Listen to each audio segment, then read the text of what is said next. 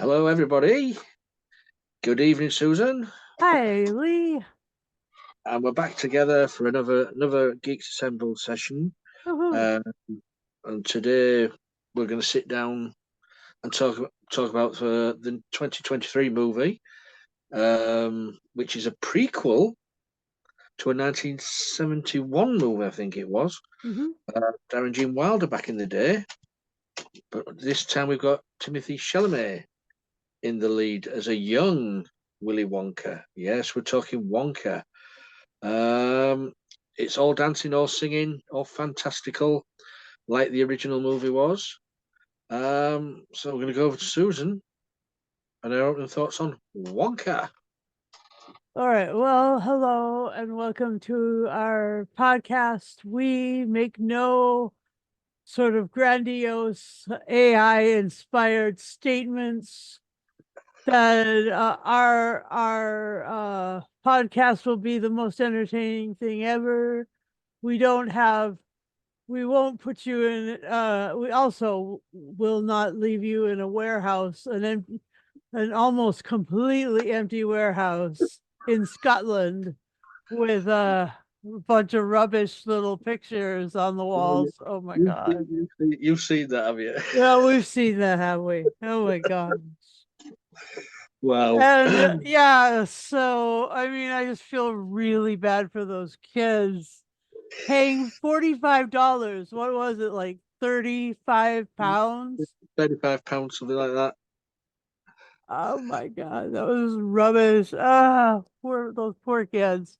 And do you know the actor who played Willy Wonka on that special event? Yeah. He was from my hometown. Huh. And he's from your hometown, and then you have a story to tell about your town being admired by the lead actor in this particular movie. Oh, yes, yes, strange. He's a strange fellow. I don't know.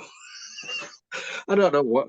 I don't know why, but yeah, Timothy Chalamet in the past few months has said he likes the Hull accent. Um, I know there's several hulls in other parts of the world, but he was on about this hull where I live because he said in the same interview that he liked the Yorkshire, and so I don't know. A lot of a lot of people don't like the Hull accent, um, but he does for some strange reason. I Hmm, think it's sexy. nice. There you Well, go. you know, I I'm just really glad that he says nice things about anything because I mean, he's super famous right now. Right now, he's basically riding the wave of the century. I mean, he's riding sandworms and Arrakis, and he's reprising uh Gene Wilder's version of Willy Wonka Yeah. with instead of a bunch of other actors doing Oompa Loompas, we have the great Hugh Grant.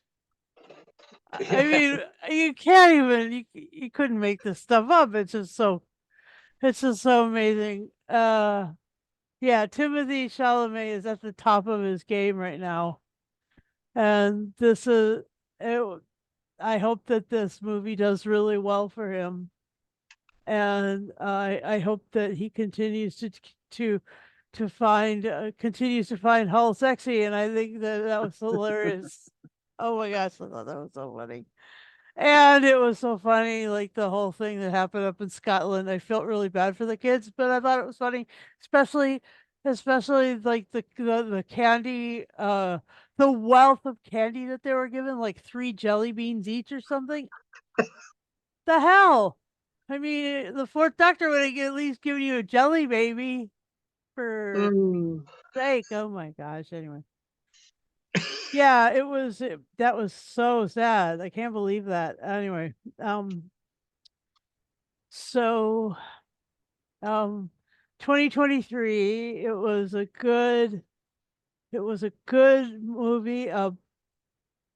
Approximately 15 years or so before the Willy Wonka's Chocolate Factory movie, and um it's about him trying to develop and sell his chocolates where they're not really like they're not needed.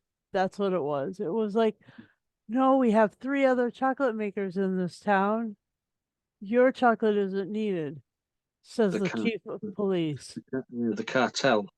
The cartel and the chief of police, who was, obviously being bought off by the chocolates on an hourly basis. Mm. I mean, the man was reaching new heights of size, new sizes of height. As the film went along. Before along, he was growing. Yeah, it was really interesting. And you could tell it was directly related to the Gene Wilder one because of they use the same musical stings that Mm. were in that movie, the sort of like hinting at them, like basically like they did with like the Phantom Menace with the Imperial theme and the Skywalker theme in the Phantom Menace, is that they just teased him a bit here and there. And that was cool. I like it when they do that with the music because music is so evocative, and it's so, especially the Oompa Loompa song, you know that was so fun. And Hugh Grant was he did a really good job as an Oompa Loompa. I mean, I never even thought that those words would ever leave my mouth in that order, and that sentence just doesn't. It carries a quite a bit of cognitive dissonance because the man is tall, and he's never been known to play diminutive characters or anything like that. So this is just hilarious. It's I don't, it was an inspired casting choice. I can't believe it, but it was. Anyway, yeah, those are my opening thoughts about Wonka. And it was, as a completist, as I own the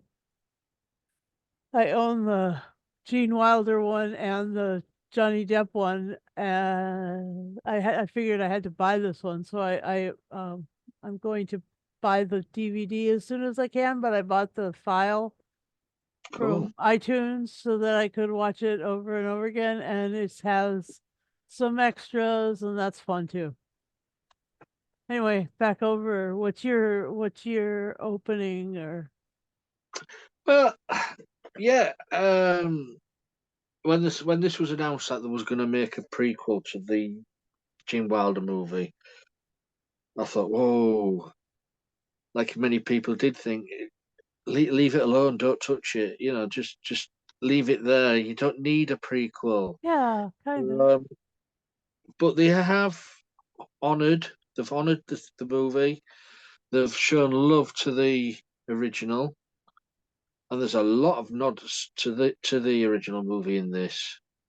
Um, the look, I mean, for casting of Timothy Chalamet, he has got a look of Wilder, Hmm. a young Wilder. True. And he can sing, And you can. and I mean, the walking cane. That was a nod to Wilder's version in the beginning of that movie, the walking cane. The whole top hat and the purple coat. Mm. Um, and the things what he said every now and again, scratch that, reverse it. That's what Wilder said in the original movie. And of course they've stick to the design of the original Oompa Loompas with the Mhm. makeup. That's true. So and also when he's building his factory near the end of the movie, it's similar and not too dissimilar to the original one back in '71. Yeah. With the chocolate river and the bridge, and so they have shown love to the original movie in this, and uh, and I think they have done a good job. Great casting. Um, it was a surprise for me that the boy can sing. Hmm. Um, you've got who else was in this? Rowan Atkinson as the corrupt um, Priest. priest. I mean, he's Oh, not in it. He's not in it much, but when he is in it, he sort of steals the. He's there. yeah. You know. Oh yeah, there's Rowan Atkinson being chased by a giraffe. Um, He does. He's yes. but and the musical numbers as well, great songs, and they did use two of the original songs from the original movie in this. The Oompa Loompa song, as you've mentioned, and of course, Pure Imagination, Pure imagination. which Wilder sang in Oh, the original movie. yes. So, and Timothy Chalamet gets a chance to shine in this singing that. Yeah. So yeah, it's a great cracking movie. You can see why it was a success at the box office. Yeah. People just The- wanted a bit of escapism. And the new song Scrub Scrub with what was it, Jim Carter Yeah, singing along. That was really brilliant. yeah. Was it Scrub Scrub? There's chocolate and there's chocolate. Uh-huh. That's a good song. Um, yeah, I enjoyed it. Anyway, I've got the cast list up now. Olivia Colman. Oh, Who else was it? Matt Lucas. uh-huh. I'm guessing, was this filmed in Britain by any chance? Hmm. Because there's a lot of English actors in this. Yes. Yes. It's, yeah, Jim Carter as Abacus Crunch. Some great names in this. Olivia Colman as Mrs. Scrubbit. Hmm. Um, And who else? Patterson Joseph Yeah. as Um, was another one of the chocolate makers. he was Slugworth, wasn't he? Yeah. I mean, Slugworth got mentioned in the original movie. Yeah. Well, then you've got the other two chocolates. You've got the Prod Nose, Lucas. Yeah. yeah, and Fickelgruber. But yeah, I mean, I sat down, I watched it last night, and it flew by, and I thought, yeah, it's a good movie to put alongside the Wilder one. I mean, the Gene Wilder one absolutely flopped when it came out. It bombed terribly. Oh, Um, but over the years, cult viewing and cult following. This one, smash it straight away. okay. That's good. Yeah. So yeah, who else was in this? There was quite a few. Who played Bleacher now? It was Tom Davis as Mr. Bleacher. Bleacher and Scrubbit. What a pair. And the little mind game that he plays with them. I tried to convince him that he's a baron or something. Because you assume that everybody in Europe, over here we assume that everyone in Europe is just somebody who's like, you know just just a little related to royalty, you know? Mm. Yes, That's kind of the way we think. That's gonna. I mean, but yeah, well, for me, a great all-round ensemble cast, and Timothy Chalamet, ideal casting. It was a part what was made for him, I think. So, I mean, I've watched his career well before this and June. Going a few years back now to a movie called "Call Me by Your Name." If you ever saw that one, Susan, uh, what was that one? "Call Me by Your Name." That was sort of when Chalamet sort of came a bit more a well-known name. But It was what was the story about? I'm sorry. Forbidden Love. Oh, okay. Okay. Well, I think I it does sound familiar. Um, It was him and Army Hammer. Um, yeah, okay. it was yeah, it was a great movie, and he was destined for big things just from that movie, in Yeah. my opinion. So any let's go to moments for you, Susan. Yeah, there was also Rocky Thrakar who were we as Whovians were waiting for her to become like the companion for a whole series with Peter Capaldi. We were like, yes, she's gonna be yes, she's gonna be companion. Yes, she's gonna be companion. Then she became a companion in the audios, and I was just like, but I mean, it was like so important that she became a companion. But she was in this movie, and she was a good actress, and that was fun. And I loved the chief of police played by um Keegan-Michael Key Keegan-Michael Key. He was I mean, he was so fun to watch. I mean, he was really he was really he was the kind of fun uh camp policeman that you just love to hate and you love to love and you love to watch them like sort of slowly melt like a flan in heat or like a they were just he's just he kept growing and growing and growing and growing till it was too big for the confessional and the elevator that the confessional was. And so that's really like you see like the beginning of the great glass elevator in that confessional. You know, you've got all the little parts of this thing starting to show. And yeah,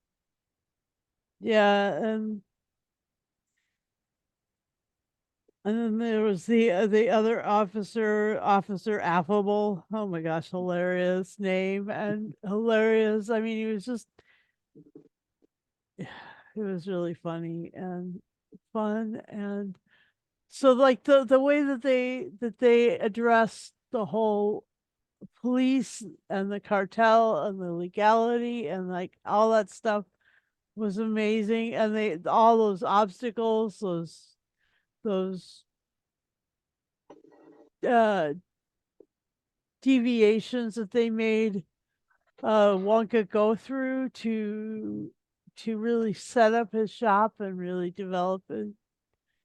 I mean, you get a little sense of that in the book, but this is really it's a really good story of how Yeah, the whole thing was created. Grandpa Joe had told the story in the original book, but you know, you didn't really get this deep into it, and this is just fun. And it's like what they did with Rogue One. They took one thing and they expanded it out and saw what where they could fit it more. It was like a Big Finish story, is what it was. That's what it was. It was like a Big Finish story. And so all of these characters had a lot more growth or in terms of the Oompa Loompa, like mm, uh you definitely saw that there were making a definite point of being way different from the way that they were described in the book. Like this was actually sort of uh sort of an alien creature instead of an aboriginal, they were really based on the pygmies and aboriginals in Australia and Africa and in the books. And this one they continued with the SJW strengthening that was done when Gene Wilder's script writers were like, no, that's not going to be. We're going to put this forward as a different kind of character, which was great because it led to like eventually into the Deep Roy one in with wonderful wonderful Johnny Depp, like that whole thing. That was honestly that was really cool to me because you know they could it could have been just like a racist trope instead of Mhm. something really amusing and really different. And I enjoyed it so much. And yeah, so uh this was just terrific. And I think you see like the chocolate, not only is it something that makes a community happy and makes a community feel like connection, but it's also a way of like, it's like the coffee cartels and the coffee thing that happens with Starbucks. You just have to have the best thing of all with coffee. And so like that was fun too. And I love the big beans where the seeds were, they showed those big beautiful beans, the coffee uh pods. Mm. Anyway, I liked it a lot, and I liked the music, and yeah. Well, I was thinking when I was watching it, Yeah. he had his that last Wonka bar Uh-huh. what his mother made him before she passed Oh. away, and eventually at the end of the movie he opens it to Uh-huh. find the golden ticket Uh-huh. with a little message from his mother. It just depends on who the people you share the chocolate with. Oh. Um, and then he ate the chocolate and shared it out. Hold on a minute, how old was that chocolate bar?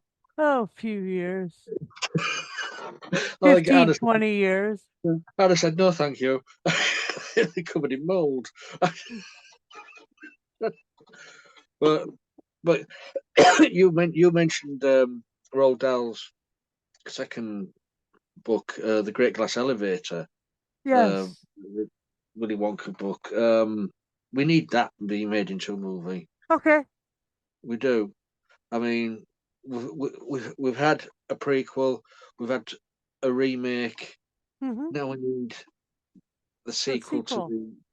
the Great Glass Quite right Elevator. too. Yeah, yeah, exactly. Are they gonna will Timothy Chalamet do that, or will they remake the Charlie Bucket story? It's just I don't know. I mean, if they do, it'd be amazing because they did this so good.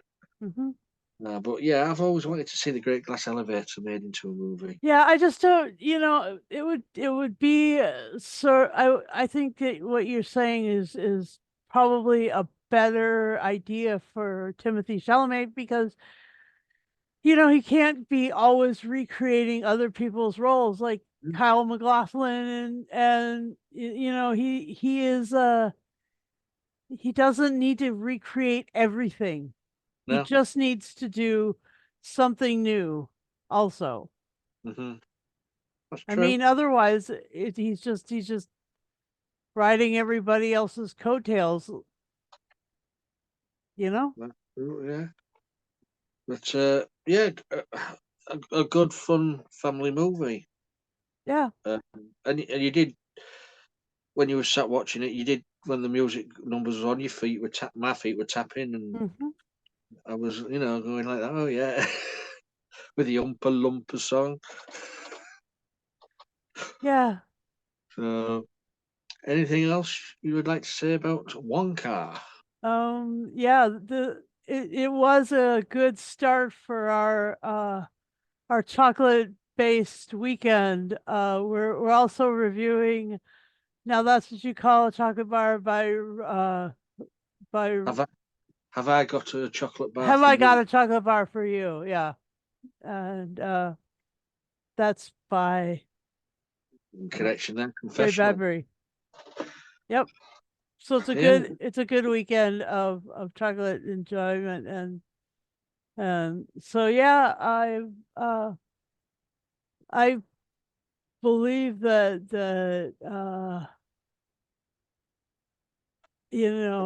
Roald Dahl would have been really happy with this production of it. Well, he wasn't happy with the original. I know he wasn't, but I think he would have been. Yeah. I you know even if he was, Well, it's possible he was just too set in his ways. it's this movie has so much to do with the Roald Dahl estate, hasn't it? So they've given the go ahead. Hmm.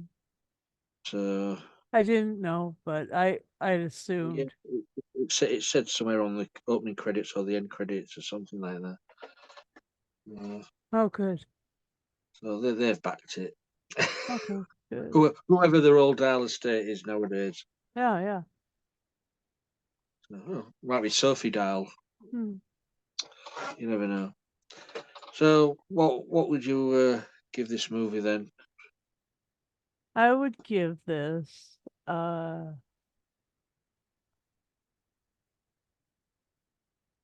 I'd give this 9 boxes of chocolate presented to the police captain, police chief, um, in a white box with a red ribbon tied up. 10 of those pallet boxes, those great big ones. Not the great big crate that was put on the top of his car. Yeah, those are the ones. Yes, quite those ones, because it was a great big, huge success in my book. And there was like the only thing that I didn't expect, and I was that it was going to be a story about mother and how you lost your mother. And so that was very sad.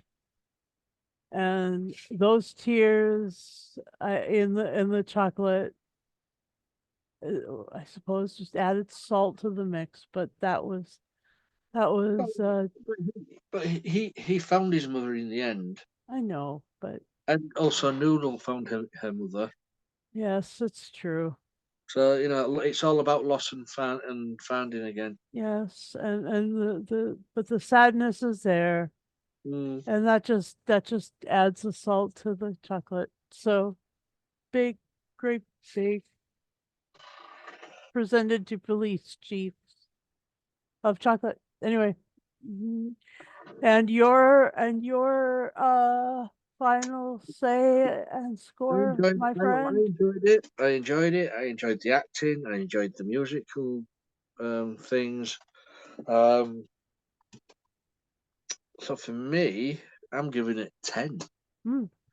I'm giving it 10 magical chocolate flying beans out of 10. Hmm. It's amazing, amazing. How because you never found out with his character. Is he a magician? Has he Uh-huh. got special powers Uh-huh. with his hat? I think it's just that the chocolate itself is anointed. Mm.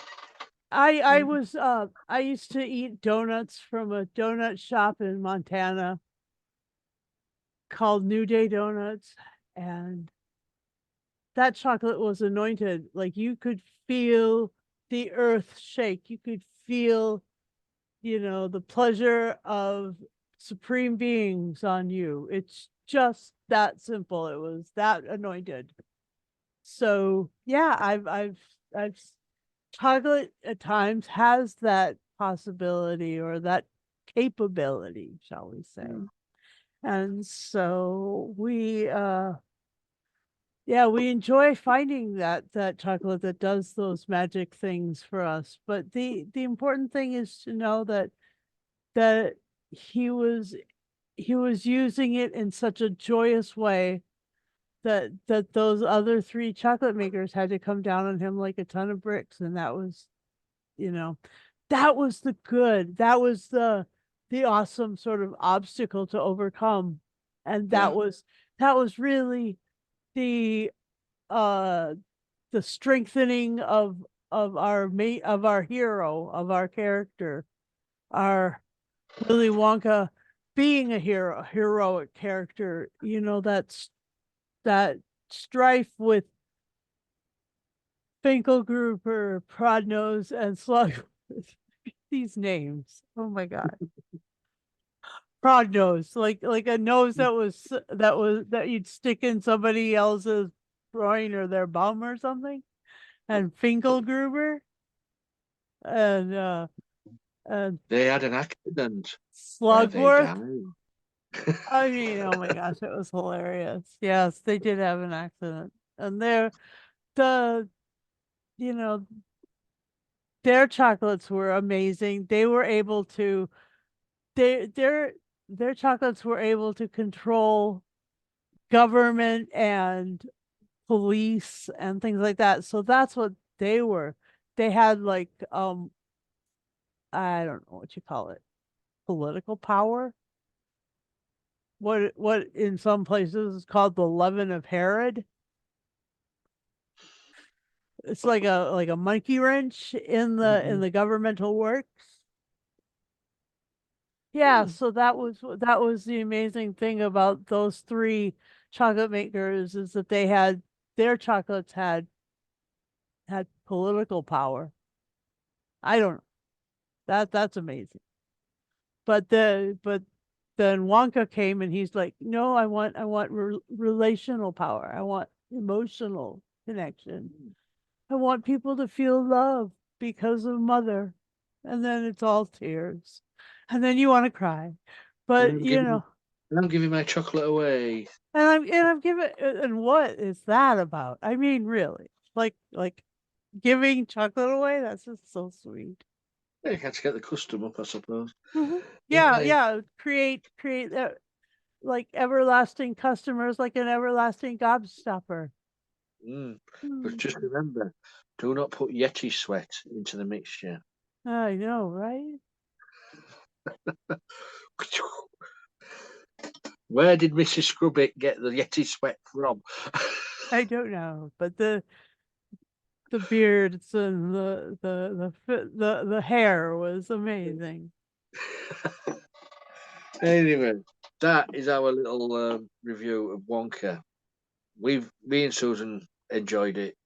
Um, as I Oh, said at the beginning of this cast, I was very dubious about a prequel, um, but it works. It yeah. does work. So you guys out there, if you haven't seen Wonka, it's still playing in theaters now. Mhm. 'Cause it only opened up just before Christmas Mhm. in the cinema. So it's still playing theaters now.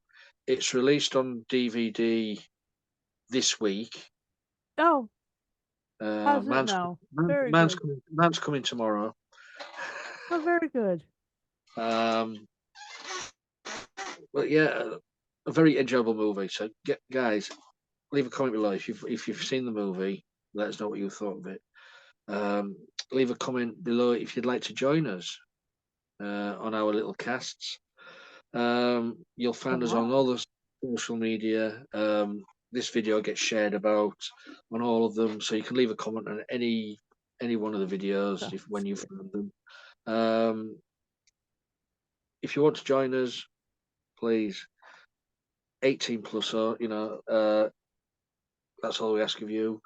Have a working camera and microphone on the device you use, and we'll try and get you in. So, Sounds good. and the only other thing we got to tell you about is the subscribe to our YouTube channel. And when we say subscribe, we don't mean give us money. No, it's free on YouTube.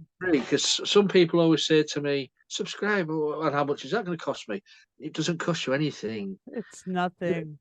Yeah, they should really change that to subscribe. Shouldn't really call it subscribe, should they? They should just say, Followers. follow us. Yes, that's a Yeah, good, here you go. but they call it subscribe to the channel. Yes, it's all free. We do this for nothing. Yes, just press the bell notification button on there, and you'll get notified every time we put a video up. Mm. That's it. Our Wonka cast is over and done with. I fancy a bit of chocolate now. Mm. Mm. I haven't got any in the house. Mm. So I don't know. So until next time, we're going to Oompa-Loompa out of here. Oompa-Loompa. Yeah. Great casting. Right. See you next time, guys. Bye for now.